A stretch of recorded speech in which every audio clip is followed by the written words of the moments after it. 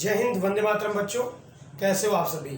स्वागत है आप सभी का एक और वीडियो में। आज के वीडियो में बच्चों हमें बात करनी है कि अगर हमारे पास एक वायर ये है और एक वायर ये है, आप इनको वायर एज्यूम कर लीजिए। अगर ये वायर में भी करंट बह रहा है और इस वायर में भी करंट बह रहा है, अगर इमेजिन करते हैं दोनों वायर में करंट बह रहा है, तो इन दोनों वायर के चारों तरफ इनका अपना अपना मैग्नेटिक फील्ड हो जाएगा और मैग्नेटिक फील्ड की वजह से ये दोनों लोग एक दूसरे पर फोर्स अप्लाई करेंगे। सो गाइस, वो फोर्स का मैग्नीट्यूड कितना होगा, वो फोर्स का डायरेक्शन क्या होगा, और वीडियो के एंड में हम लोग सीखेंगे 1 एम्पियर करंट का डेफिनेशन। सो गाइस, कहीं जाइएगा मत, वीडियो को पूरा एंड तक देखिएगा, टॉपिक बहुत इंटरेस्टिंग होने वाला है। तो बच्चों, इस टॉपिक को समझने के लिए हम लोग इनफाइनाइट लंबाई के दो वायर ले लेते हैं, एज्यूम कर लेते हैं कि हमारे पास बच्चों ये दो वायर हैं। ये दोनों वायर बच्चों अभी इनफाइनाइट लंबाई के हैं और दोनों वायर में अलग अलग करंट फ्लो हो रहा है। पहले वायर में बच्चों I1 और दूसरे वायर में क्या फ्लो हो रहा है, I2। ये I1 और I2 करंट फ्लो हो रहा है और इन दोनों के बीच का जो डिस्टेंस है बच्चों वो D है। इन दोनों के बीच का डिस्टेंस बच्चों D है, वायर्स के बीच का डिस्टेंस D है। अब बच्चों, जब पहले वायर में बच्चों करंट बहेगा, तो जब किसी वायर में करंट बहता है तो हमने बायो-सेवर्ट के लॉ में सीखा था कि उस वायर के चारों तरफ मैग्नेटिक फील्ड प्रोड्यूस हो जाता है। तो हम लोग क्या पता कर सकते हैं बच्चों, मैग्नेटिक फील्ड अराउंड वायर 1। सो बच्चों, जो पहला वायर है उस वायर के चारों तरफ मैग्नेटिक फील्ड क्या हो जाएगा, और वो मैग्नेटिक फील्ड हमें कितनी डिस्टेंस पे देखना है, d डिस्टेंस पे देखना है।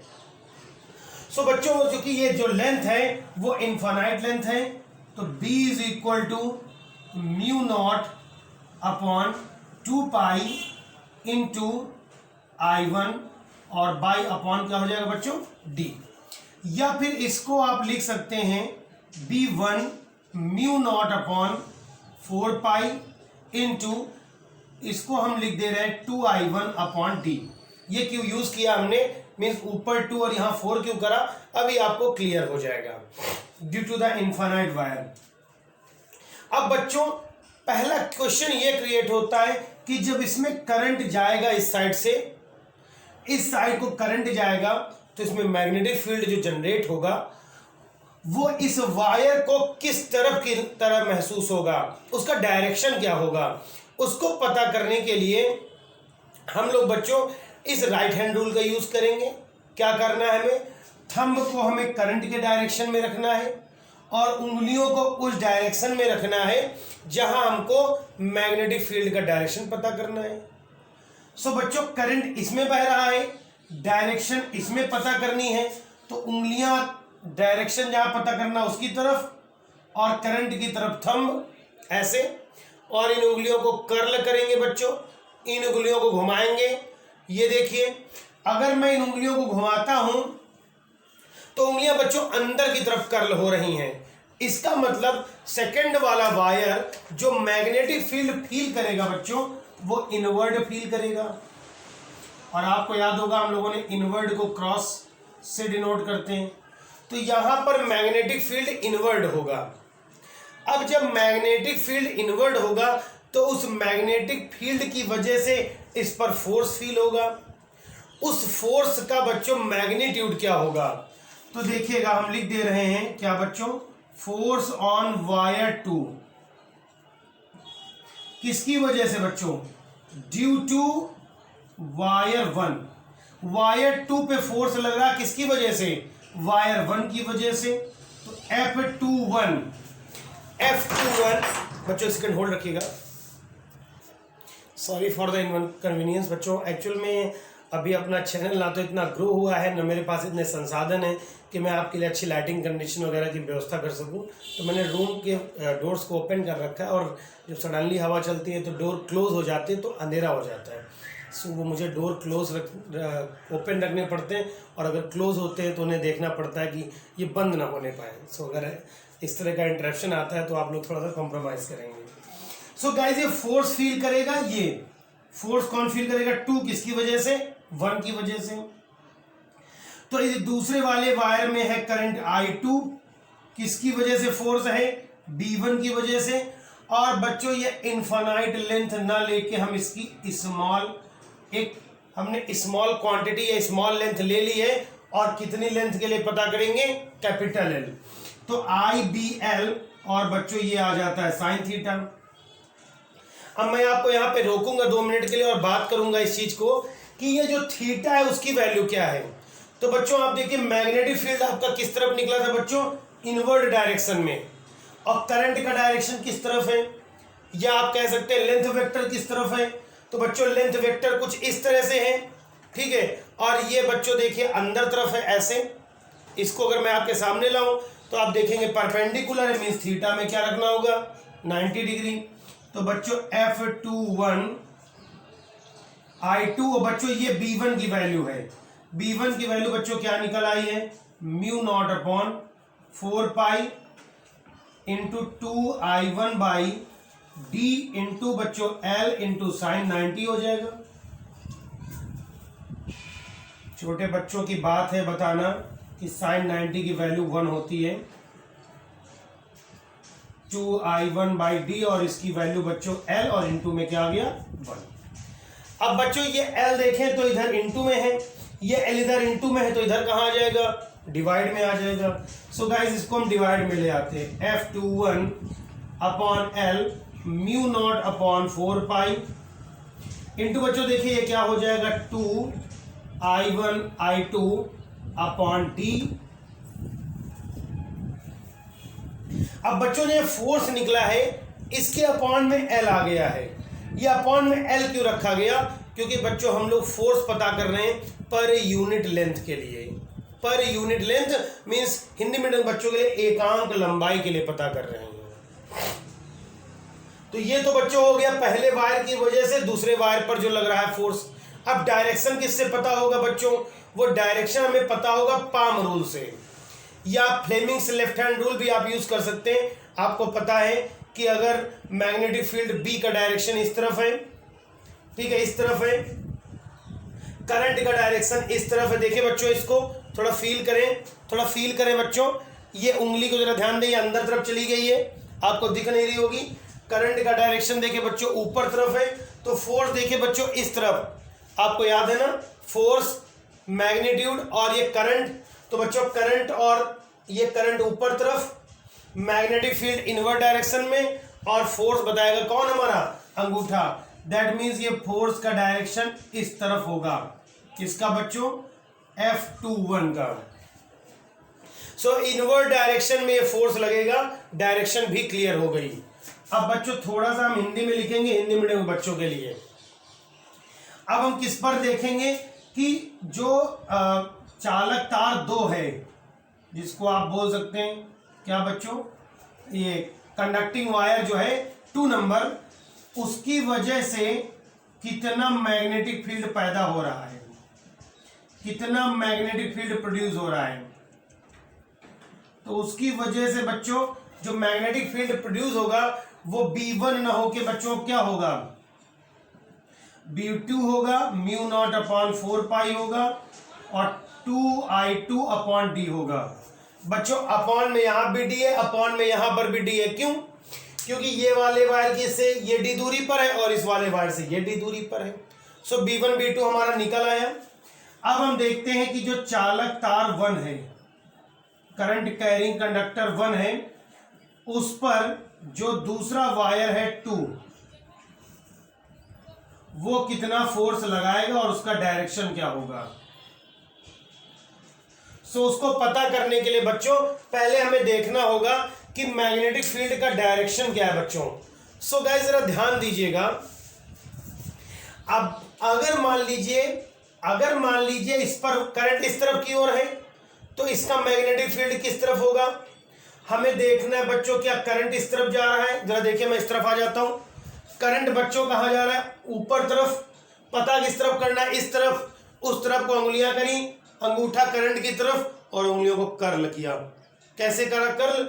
चुर्र ऐसे करके किया, ऐसे भी कर सकते हैं जैसे आपको अच्छा फील हो। तो आप ऐसे करेंगे, उंगलियां देखें कहां तरफ कर्ल होनी, बाहर तरफ। दैट मीन्स यहां पर मैग्नेटिक फील्ड बच्चों कहां होगा, बाहर तरफ होगा। तो बाहर तरफ के लिए ये सिंबल, ये आंखें बन रही हैं। सो बच्चों बाहर की तरफ मैग्नेटिक फील्ड लगेगा। अब ठीक है, मैग्नेटिक फील्ड की वजह से फोर्स किस पर लग रहा है, वायर 1 पर। किसकी वजह से, 2। फॉर्मूला वही होगा, पहले वायर का करंट, दूसरे का मैग्नेटिक फील्ड, और लेंथ वही लेंगे L sin थीटा। जैसे यहां I2 था वैसे यहां पर I1 हो गया, क्योंकि पहले वायर के लिए है। B2 की वैल्यू बच्चों μ0/4 पाई 2I2 और अपॉन में D इंटू L। अब आप देखें तो वहां मैंने साइन थीटा को छोड़ दिया। क्यों छोड़ दिया बच्चों, वो आप समझ गए होंगे, क्योंकि यहां पर साइन थीटा एज यूजुअल यहां की तरह 90 है। तो F12 को हम क्या लिख सकते हैं बच्चों, μ0/4 पाई 2I1 अपॉन D इंटू में L। अगर हम लोग यूनिट लेंथ के लिए निकालें, सो गाइस क्या आ जाएगा, F12 अपॉन में L μ0/2 पाई और क्या हो जाएगा 2I1 by D। So guys जरा देखिए, आप दोनों फॉर्मूलों को देखें। जो हम लोगों ने पहला फॉर्मूला पढ़ा किसके लिए, F21 के लिए, ठीक है गाइस। दूसरा किसके लिए पढ़ा बच्चों, F12। पहला वाला जो फॉर्मूला है वो वायर 2 पर लगने वाला फोर्स, वायर 2 पर लगने वाला फोर्स 1 की वजह से, और जो दूसरा वाला है वो वायर 1 पर लगने वाला फोर्स है किसकी वजह से बच्चों, 2 की वजह से। आप देख पा रहे होंगे दोनों फॉर्मूले एक जैसे हैं। चलिए दूसरे का डायरेक्शन पता करते हैं और पाम रूल की मदद लेंगे। उसके लिए बच्चों फिर Fleming's left hand rule, force. तो आपका करंट के डायरेक्शन में देखिए बच्चों, आपको क्या रखना है, करंट के डायरेक्शन में मैग्नीट्यूड रख। आप इसके लिए पाम रूल का भी यूज कर सकते हैं, ठीक है ना, और फ्लेमिंग्स लेफ्ट हैंड रूल का भी यूज कर सकते हैं, अभी जैसे हमने आपको करके दिखाया था राइट हैंड रूल से। सो गाइज आप यहां पर देखें, पाम रूल की अगर मदद लें हम लोग, तो बच्चों जैसे यहां पर मैग्नेटिक फील्ड के डायरेक्शन में उंगलियां, ये पड़ा होगा पाम रूल, मैग्नेटिक फील्ड की तरफ उंगलियां, और ये आपका करंट का डायरेक्शन, तो आपका परपेंडिकुलर होता है फोर्स, ठीक है ना। अब देखें इसमें ऐसे था आपका, इसमें उंगलियां अंदर तरफ, करंट ऊपर तरफ, तो पाम इस तरफ थी तो फोर्स इस तरफ लगा। इसमें आ जाए, देखें बच्चों, देखें, सॉरी आप ऐसे देखिए जरा सा, पहले वायर में मैग्नेटिक फील्ड कहां जा रहा है, बाहर तरफ, करंट कहां है, इधर तरफ, तो इसके परपेंडिकुलर इस तरफ, इस तरफ को फोर्स लगेगा। तो आप दोनों में से किसी भी लॉ को फॉलो कर सकते हैं। इसका मतलब F21 की बजाय जब हम F12 की बात करेंगे तो उसका भी डायरेक्शन अंदर की तरफ होगा। दैट मीन्स दोनों वायर एक दूसरे के पास लाएंगे। सो गाइस ये तो अट्रैक्शन फोर्स होगा। अगर हम करंट की डायरेक्शन को चेंज कर दें तो ये फोर्स जो आप अट्रैक्शन देख रहे हैं ये रिपल्सन में भी बदल जाता है। सो बच्चों उसको हम समझें, उसके बाद हम करंट का फॉर्मूला निकालें 1 एम्पियर का। उसके पहले मैं चाहता हूं आप एक इसका स्क्रीनशॉट ले लें और तब तक मैं इसको इरेज कर देता हूं।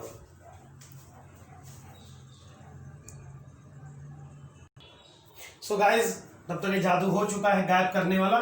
सकलाक बूम बूम पेंसिल आपने देखी होगी छोटे बचपन में, वही मैंने लगाई है। सो ये इरेज हो गया बच्चों। अब हमें 1 एम्पियर करंट का फॉर्मूला देखना है क्या होता है, तो मैंने यहाँ पर देखिए जो है वो मैंने फॉर्मूले को नहीं इरेज करा, ठीक है, आपके समझने के लिए। तो इसमें 1 to 2 1 का कोई सवाल नहीं पैदा होता, मैंने F कर दिया, ठीक है ना। अब मैं इसको सॉल्व करूं उसके पहले मैं मान लेता हूं कि दोनों वायर में जो करंट बह रहा है I1 I2 वो दोनों में कितना कितना बह रहा है बच्चों, 1 एम्पियर। दोनों के बीच की जो लेंथ है वो यूनिट लेंथ के लिए मैंने सॉल्व करना है। दोनों के वायर का डिस्टेंस भी मुझे 1 मीटर एज्यूम करना होगा। सो गाइस आपका I1 I2 1 हो गया, D1 हो गया, L1 हो गया। सो बच्चों क्या बचता है देखिए F/L, तो L भी मुझे 1 ही करना है, अभी मैं कर दूंगा। तो इसको देखिए मैं कर ही देता हूं, चलिए 1, तो F इक्वल्स टू क्या बचेगा बच्चों, म्यू नॉट अपॉन 4 पाई केवल, और म्यू नॉट अपॉन 4 पाई की वैल्यू बच्चों 2 इंटू 10 टू द पावर 7, और ये चूंकि फोर्स है तो इसका यूनिट क्या हो जाएगा बच्चों, न्यूटन। अब मुझे यहां से 1 एम्पियर करंट की डिफिनीशन बतानी है। So what it mean by the 1 ampere current. बच्चों 1 एम्पियर करंट कितना होता है, 1 एम्पियर करंट की डिफिनीशन समझने के लिए मैं पहले दोनों वायर की कितनी कितनी लंबाई ले रहा हूं, यूनिट लेंथ। सो गाइस अगर यूनिट लेंथ के दो वायर एक दूसरे से यूनिट डिस्टेंस पे रखने पर अगर उनके बीच फोर्स कितना प्रोड्यूस कर दिया जाए, 2 इंटू 10 टू द पावर -7, तो इतना फोर्स प्रोड्यूस करने के लिए कितना करंट बहाना होगा, 1 एम्पियर।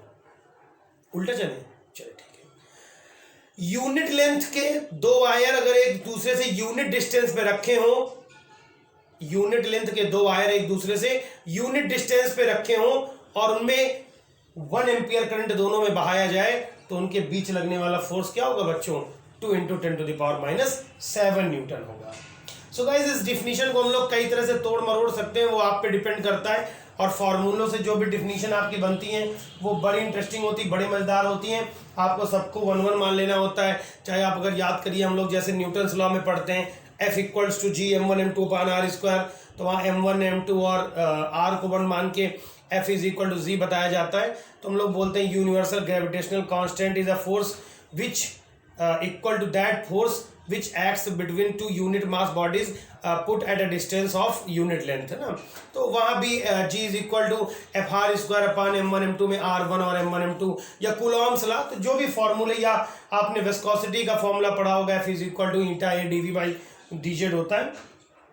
सो गाइस इस तरह की जो डिफिनीशन होती है वो बड़ा इंटरेस्टिंग होती है, और उनको कहीं से रटने वटने की जरूरत नहीं होती, तो आपको डिफिनीशन खुद बनानी होती है। चलिए इसका इस पर एक बेस्ड हम न्यूमेरिकल कर लेते हैं और फिर देखते हैं कि मतलब आपको ये कैसा लगा है। बच्चों अगर वीडियो पसंद आ रहा है तो मैं आपसे नहीं कहता हूँ कि आप मजबूरी में सब्सक्राइब करिए, शेयर करिए। आपको लगता है कि आपके लिए जो है वो निस्वार्थ भाव से सेवा की जा रही है, तो अपने दोस्तों को चैनल के बारे में बताइए, वीडियो को शेयर कर दीजिए, सब्सक्राइब करें, बेल आइकन को दबा दें, तो जिससे आपको कोई भी वीडियो मैं अपलोड करूँगा तो उसका नोटिफिकेशन आपको मिल जाएगा। और अगर आपका सपोर्ट रहा तो हो सकता है कि ये जो निस्वार्थ सेवा चल रही है और बड़े लेवल पे करी जा सकती है। उसके लिए हम बस थोड़ी सी आपकी मदद की ज़रूरत होती है, जिससे कि क्योंकि आप सभी जानते हो सब बेसिक्स नीड्स हैं, कुछ टाइम निकालना होता है, एडिटिंग करनी होती है, पोस्ट करना होता है, शूट करना होता है, तो उसके लिए थोड़ी सी फाइनेंशियल चीज़ों की ज़रूरत होती है। तो मैं चाहता हूँ कि अपना परिवार थोड़ा बढ़े, ज़्यादा से ज़्यादा लोगों तक जो मेरा नॉलेज है, मैं रहूँ या ना रहूँ कल को, लेकिन मेरा नॉलेज आप तक हरदम के लिए पहुंचता रहे, उसके लिए इस चैनल को ज़िंदा रखना ज़रूरी है। और उसको ज़िंदा रखने के लिए बस आपको एक सब्सक्राइब करना होगा और अपने दोस्तों को इस चैनल के बारे में थोड़ा बताना होगा। तो बच्चों हमें मान लेते हैं कि दो वायर एक दूसरे से 0.06 मीटर की डिस्टेंस पे रखे हैं और उन पर जो फोर्स एक्चुअल में लग रहा है वो 3 into 10 to the power -3 newton है। तो बस गाइस इसके अलावा और कोई भी जानकारी नहीं दी, कह रहे हैं बताइए कि इन पर कितना बच्चों वो लग रहा है। यूनिट लेंथ के बारे में बात की गई है। यूनिट लेंथ है, एकांक लंबाई के वायर हैं। सो बच्चों हमें पता है F अपॉन L क्या हो जाएगा, म्यू नॉट अपॉन 4 पाई 2 और I1 I2 अपॉन क्या हो जाएगा बच्चों, I1 I2 upon D, sorry. तो F कितना दिया है 3 इंटू 10 टू द पावर -3, और L कितना रखना है, यूनिट लेंथ है तो 1 रख देना है। म्यू नॉट अपॉन 2 पाई क्या हो जाएगा 2 into 10 to the power -7, I1 I2 रहने देते हैं यहाँ पे,